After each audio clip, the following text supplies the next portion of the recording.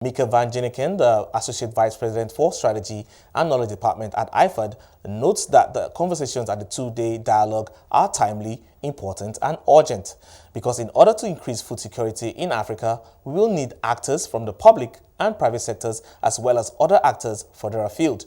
Listen to my chat with her.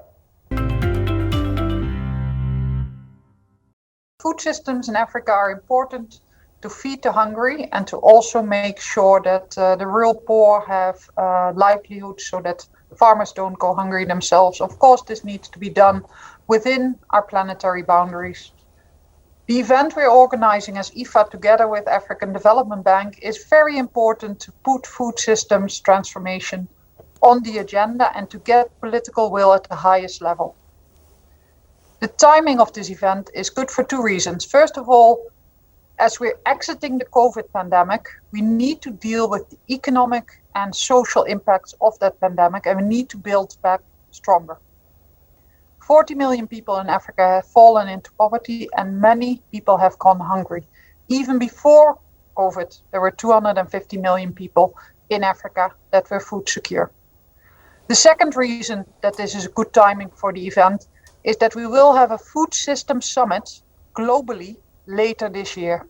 And I think the event we're co-organizing between IFAD and the African Development Bank today will enable us to work with Africans to put Africa at the core of that food system summit.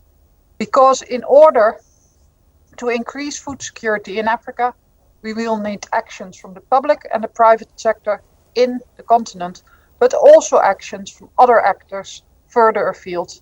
So it's timely, it's urgent, and it's important. Definitely, we've seen the pandemic kind of bring a lot of setback in terms of development across the food systems in Africa. But I'd like you to speak to how we can overturn that impact and build back better on the other end. Yeah, the COVID pandemic in Africa has been not very visible, but it has been very impactful. When you look at farmers, they have been constrained in going to the market, in going to their fields, and in producing food.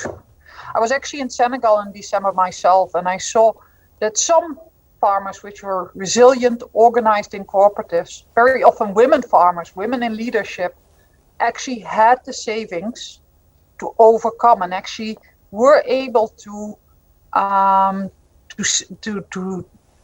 grow their crops even in these difficult times. But a lot of farmers in Africa don't have these savings and are being put back into destitution by even a short period of lockdown or other crises such as floods or drought. What do we need to do to build back better? We need to look at the whole food systems. We need to look at the whole value chain. We need to invest in the capacity of farmers, in the next generation of employment for rural people, digital skills, skills to be employed or to be an entrepreneur in food processing, not just in farming. There will be 174 million youth in Africa by 2050. That's up from about 100 million this year. These will be employed not only in farming, but in the whole food system. So we need to invest in people. The second is we need to invest in technology and in research. And when we invest in technology and research, we need to not only invest in the research per se, but in the fact that all people, regardless of where they are and regardless of their income, have access to that technology, to that innovation, and have access at an affordable price.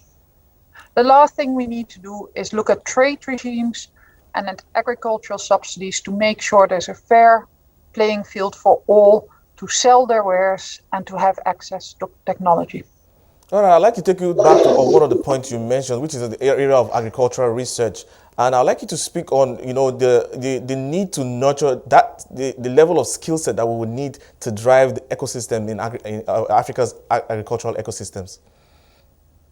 Yeah, I think when we zoom into agricultural research and agricultural design, first of all, we need to start with not only investing in research per se, but also investing in the last mile. So the innovation that's available is actually affordable and accessible to all. If you think about agriculture or about food systems technology, there's different parts of this, no? First of all, it's probably the most traditional part of agricultural research we think about. Improved seeds, tilting techniques, fertilizer, the narrow agricultural research, but there's other things we need to think about. The second category of research and innovation we need to think about is research in water technology, in energy technology, and in digital technology that are services to farmers. Solar power can change the landscape in Africa. Better, more efficient and cheaper irrigation can change the agricultural landscape in Africa. And better last mile solutions, digital solutions can change agriculture in Africa. So agricultural research, energy, water, and digital research. And then the third category we need to think about is research and innovation in food processing.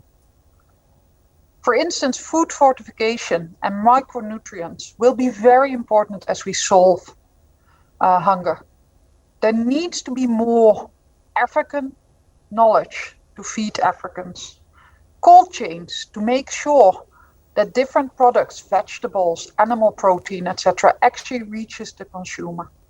So when we talk about agricultural research and development, when we talk about agricultural innovation, we actually talk about food systems innovation.